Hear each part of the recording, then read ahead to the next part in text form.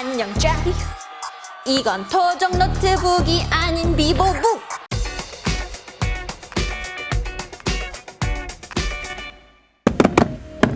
안녕하세요 두둥요 이츠 오케이 민성입니다. 오늘은 제가 어떤 오케이를 할 거냐면요, 에이수스의 비보북 플립 14를 가지고 왔습니다. 정확히 말하자면 에이수스의 비보북 플립 14 TM420iA입니다. 진짜 TMI죠?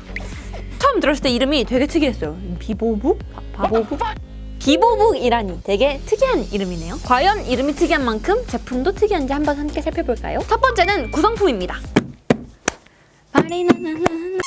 박스나 패키징은 아주 심플한 것 같아요. 이렇게 나무 박스로 된 것 같은 게 친환경적인 느낌도 납니다. 신발 박스 같은 거에 담겨져 있네요. 일단 박스를 딱 열면 다치지 말라고 비싼 제품이니까 이렇게 스티로폼 같은 걸로 감싸져 있고요. 가장 중요한 본체가 있습니다. 당연히 충전을 해야겠죠? 충전 어댑터들이 들어있습니다. 스타일러스 펜이 들어있습니다. 제가 많은 노트북을 언박싱 해봤는데 이 스타일러스 펜이 들어있는 노트북의 공통점이 달랑달랑 따로 별개로 들고 다니다가 휙 하고 잃어버리면 어떡하지? 그게 되게 걱정이었거든요. 에이수스 비보북 같은 경우에는 이 스타일러스 펜을 잃어버리지 말라고 세심한 배려를 해줬는데요. 이 녀석이 어떻게 쓰는 거냐면 자석이 달려있어 노트북에 붙이면 여기에 펜을 꽂아서 사용을 하는 거예요. 그러면 확실히 별개로 달랑달랑 들고 다녔을 때보다 잃어버릴 확률이 적겠죠? 이게 그리고 생각보다 자력이 세가지고 이렇게 해도 떨어지지 않거든요. 그래서 막 엄청 일부러 떼지 않는 이상 자석이 떨어질 것 같진 않아요. 다음은 디자인입니다. 전체적으로 보면 되게 메탈릭한 디자인인데 처음에는 되게 딱딱해 보인다고 생각을 했었는데 이게 제가 또 설명서를 안 읽는 버릇이 있어서 설명서는 무작정 버려놨거든요. 근데 자세히 보니까 이렇게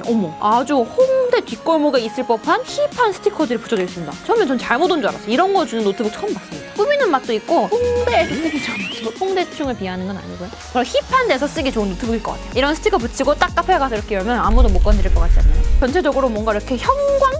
노란 초록색 스티커가 들어있는데 노트북을 이렇게 딱 열면 딱 엔터키만 형광으로 된 감성을 좋아하시는 분들은 되게 꾸미는 맛도 있을 것 같고 좀 새로운 디자인입니다. 옆면에는 USB-C 라이트닝 포트 1개, 3.2 포트 1개, 2.0 포트, 마이크로 SD 리더기, HDMI 단자가 있습니다. 포트들이 되게 많은 편이라고 생각했어요. 자취방이라든지 이런 데 가면 데스크탑을 안 사시고 노트북만 사용하시는 분들 되게 많잖아요. 그런 분들께 되게 좋을 것 같습니다. 그리고 또 특이했던 점이 힌지 구조인데요. 노트북을 이렇게 펼치면 키보드 아랫부분이 살짝 들립니다. 손목을 이렇게 딱 올려놨을 때 촥 감기는 느낌이 납니다. 테스트를 해보려고 영상 렌더링을 돌렸는데요. 약간 미지근해지긴 했지만 뜨거운 정도는 없었습니다. 이름에 플립이 들어가잖아요. 이름값을 또 해야겠죠? 당연히 이렇게 360도 꺾여집니다. 그리고 이게 윗부분이 완전히 꺾어야지만 아랫부분도 꺾이는 기계적인 디자인이에요. 에이수스에서 성능을 체크하려고 이거를 2만 번 접어다 폈다고 하셨으니까 제가 또 굳이 지난 영상처럼 이걸 막 10,000번 접을 필요는 없을 것 같습니다. 그럼 몇 번째까지 했지? 믿습니다. 알아서 튼튼하게 하셨겠죠? 세 번째는 성능입니다. 가장 중요한 부분이죠. CPU는 라이젠 7 4000U를 탑재했고 보통 인텔 CPU를 많이 선택하는데 라이젠을 택했어요. 여기에 512GB의 SSD 그리고 16GB의 램이 들어가 있습니다. 솔직히 말씀드리면 뭔가 막 되게 전문가처럼 CPU는 어떻고 램은 어떻고 그래픽은 어떻고 이렇게 말씀드리면 되게 어렵잖아요. 이해하기도 힘들고 저는 막 노트북으로 막 대단한 막 이렇게 어려운 작업을 하는 게 아니라 되게 소프트한 작업을 많이 하는데요. 주로 인터넷 서핑이나 뭐 영상 감상이나 뭐 간단한 영상 편집 정도를 한단 말이죠. 그 기준으로 HD 영상으로 영상을 편집했을 때 프리뷰가 버벅거린다거나 이런 느낌은 없었습니다. 그리고 또 비디오 빌리지 PD님들이 게임 광이라고 해서 제가 이걸로 온라인 게임도 돌려봤는데요. 롤이나 메이플 스토리 같은 약간 중급? 너무 헤비하지 않은 게임들은 당연히 무난히 플레이가 됐고요. 배그라든지 데스크탑으로 해야 되는 조금 고사양 게임들은 힘들다고 하셨습니다. 저도 브이로그를 만들려고 간단한 영상 편집을 하거나 넷플릭스를 보거나 인터넷을 보거나 과제를 하거나 했는데 전혀 문제 없었습니다. 그래서 되게 라이트한 용도로 가볍게 휴대하면서 노트북을 들고 다니거나 문서 작업을 하시거나 이런 용도로 사용하시는 게 좋을 것 같아요. 네 번째는 디스플레이입니다. 우선 처음에 노트북을 봤을 때 스펙상으로는 14인치는 13인치 아니야? 라고 느꼈는데 노트북을 직접 열어보니까 여기 이 베젤이 되게 얇더라고요. 스크린과 베젤의 비율이 82%라고 하는데 넷플릭스나 왓챠플레이 같은 거 볼 때도 더 집중되는 것 같아서 집콕하면서 혼자 이불에서 에어컨 키고 선풍기 키고 팝콘 먹으면서 넷플릭스 보기 딱이었어요. 키보드에서 불빛 나오거나 막 되게 뭔가 공간을 차지하는 게 싫거든요. 딱 깔끔하게 이 영상 화면만 딱 보고 싶은데 그럴 때 이렇게 딱 뒤집어서 키보드는 안 보이게 숨기면 넷플릭스 보기 안상맞춤입니다. 마치 안상탕이면. 입만 벌리면 이렇게 플립 모드로 책상에 두고 딱 약간 곱창 같은 거 시켜서 호로록 하면서 넷플릭스 보면 집에서 안 나가도 될 것 같아요. 그리고 혹시나 제가 또 요즘 공부를 열심히 해야겠다고 다짐을 했거든요. 그래서 이런 노트북을 깔끔하게 인강을 들으면 집중이 좀 잘 되지 않을까 했는데 최태성 선생님의 한국사 수업을 끊어놓고 2회 듣고 말았습니다.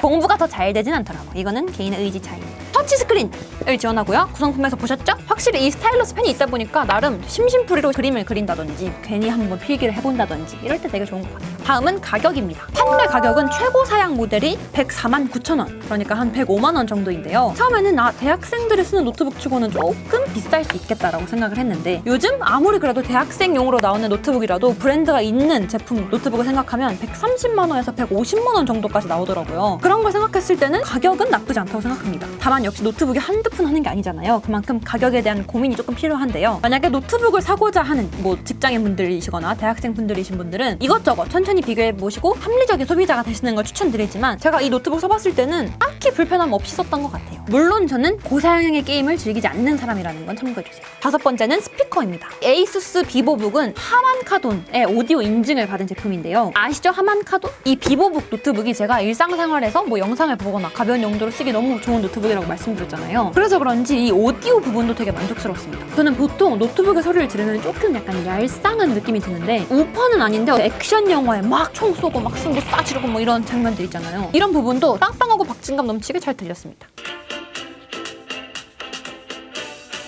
나는 이 좋게 아니겠습니까? 설정은 만들어주면 됩니다. 다만 크롬 브라우저에서만. 다음으로는 사용 후기 장점을 말씀드릴게요. 먼저 노트북을 휴대하는 부분에서 되게 만족했는데 노트북 무게는 1.5kg입니다. 3수 3개 무게라고 생각하시면 되는데요. 제 기준에 1.5kg 정도의 노트북 무게면 가끔 외출이 필요할 때 아니면 가볍게 휴대하기에 나쁜 무게는 아니라고 생각하거든요. 이것보다 저는 훨씬 무거운 노트북도 써봤기 때문에 그나마 가볍다고 느꼈습니다. 이건 개인차가 있겠지만. 그리고 처음에 얘기했던 이 스타일러스 펜 홀더, 이게 되게 좋은 것 같아요. 사실 저는 이런 자석으로 된 펜 홀더는 처음 보거든요. 이렇게 홀더를 디스플레이 옆쪽에 탁!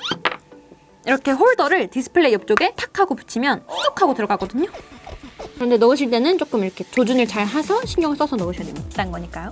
그 다음으로는 가장 어떻게 보면 중요하다고도 할 수 있는 배터리 효율인데요. 고속 충전을 지원해서 50분 정도 충전하면 0에서 60%까지 충전할 수 있어요. 배터리 수명도 완전 충전 기준으로 12시간 사용할 수 있는데요. 아시죠? 이런 노트북 하나 리뷰를 하려면 테스트하러 카페를 꼭 가줘야 되거든요. 카페에서 와이파이를 연결해서 간단한 영상 편집 탁탁탁 하다가 웹서핑도 조금 하고 이것저것 하다 보니까 집에 오니까 한 20% 정도가 남아있었습니다. 사용하면서 좋았던 부분도 있지만 물론 아쉬웠던 부분도 있었는데요. 그 첫 번째가 바로 라이트닝 포트입니다. 데이터를 전송할 때는 정말 빠르게 전송을 할 수 있었지만 아쉽게도 이 포트로 충전은 지원되지 않아요. 이러면 사실 라이트닝 포트가 달린 게 의미가 있을까라는 의문이 조금 들었는데 라이트닝 포트의 장점을 다 살린 게 아니라서 그냥 데이터 전송만 빠른 케이블이 달렸다고 표현해야 되는 건 아닐까라고 생각을 해봤습니다. 그리고 마지막으로는 이게 메탈 바디라서 되게 세련돼 보이고 깔끔해 보인다라는 장점이 있는데 제가 설명드린 먼지력 있죠? 먼지력이라고 하겠습니다. 제가 만든 먼지가 얼마나 묻는지 그 먼지력이 좀 셉니다. 그래서 항상 저는 안경 닦기나 이걸 닦을 수 있는 수건이나 천 같은 걸 들고 다녔습니다. 그래서 깔끔한 거 좋아하시는 분들, 특히 지문 묻는 거 너무 싫어 하시는 분들께는 좀 거슬릴 수 있을 것 같아요. 네, 지금까지 에이수스 비보북 14 플립 TM40iA를 리뷰해봤는데요.